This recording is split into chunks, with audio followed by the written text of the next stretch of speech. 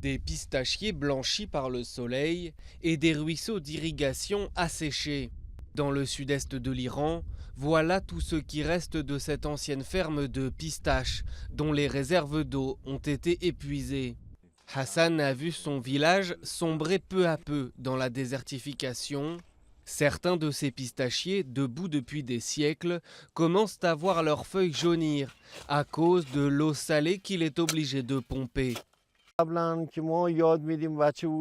L'eau du puits ici était à 6 ou 10 mètres de profondeur quand j'étais enfant, mais aujourd'hui, elle est à 150 mètres de profondeur. Pendant des siècles, l'Iran possédait l'un des systèmes d'irrigation les plus avancés du monde. Mais les sécheresses successives et le pompage excessif de l'eau ont fait s'évaporer les réserves sans intervention de l'État. Certains producteurs ont donc dû prendre les choses en main. Il y a 8 ans, la famille de Farhad Sharif a installé un système d'irrigation au goutte à goutte qui contrôle la quantité d'eau délivrée à chaque plante. À la fois en termes de qualité et de quantité, c'est très économique.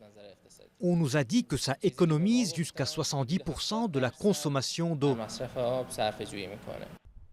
Grâce à leurs économies et leurs relations, la famille de Farhad a pu obtenir un prêt pour financer ce système qui reste un luxe pour la plupart des producteurs.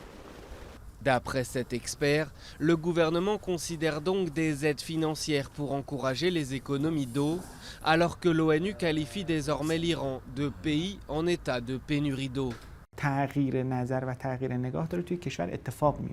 La vision du développement des responsables iraniens a changé comparé au passé.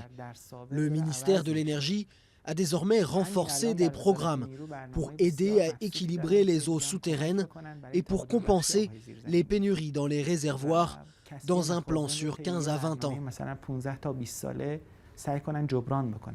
Les pistaches sont la principale exportation iranienne après le pétrole brut. Le pays en produit 250 000 tonnes par an, mais a perdu sa place de premier producteur mondial au profit des États-Unis. Et avec les vergers mourant les uns après les autres, le temps est compté avant que les pistaches ne disparaissent totalement des célèbres souks du pays.